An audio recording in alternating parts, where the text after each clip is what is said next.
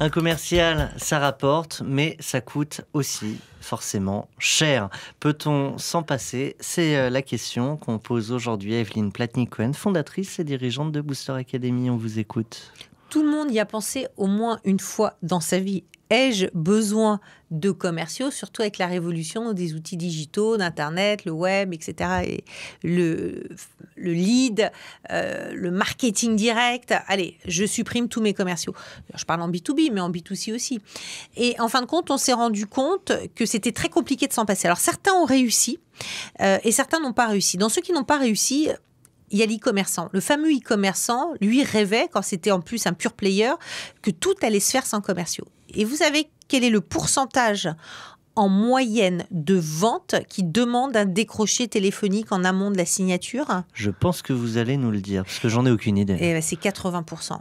C'est-à-dire que vous avez beaucoup de e-commerçants, une majorité, qui sont à 80%. C'est-à-dire que sans téléphone, pas de vente, pour 80% des ventes. Pour 80% d'entre eux. Donc, vous voyez, le fantasme, ça veut dire que parfois, quand vous avez des gens qui font plusieurs centaines de millions d'euros de chiffre d'affaires, c'est qu'ils ont plusieurs centaines de personnes derrière un téléphone. Donc, l'e-commerçant, dans la plupart des cas, n'a pas réussi à s'en passer.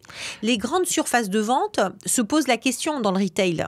Alors, vous avez des enseignes où vous voyez personne, et là, vous vous dites qu'ils ont réussi, mais ils ont des problèmes de taux de transformation, des problèmes de prix moyen, de vente additionnelle.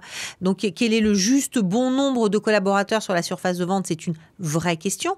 Le coût du travail étant très cher en France, si vous partez dans d'autres pays, comme quand vous allez à Londres, vous prenez les mêmes enseignes que les nôtres et vous voyez 2 à 3 fois plus de monde sur la surface de vente. C'est qu'a priori, ça sert à quelque chose. Bon, mais chez nous, on est un petit peu sous-équipés. Et puis, vous avez des gens qui ont essayé les McDo. Les McDo ont mis des bornes. Vous avez testé la borne McDonald's. Et là, ils se sont rendus compte qu'ils avaient 13% de chiffre d'affaires supplémentaire quand ça passait.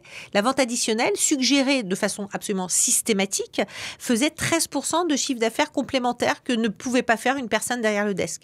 Alors peut-être que McDo, un jour, pourra complètement mettre sa vente entièrement sous un format digital.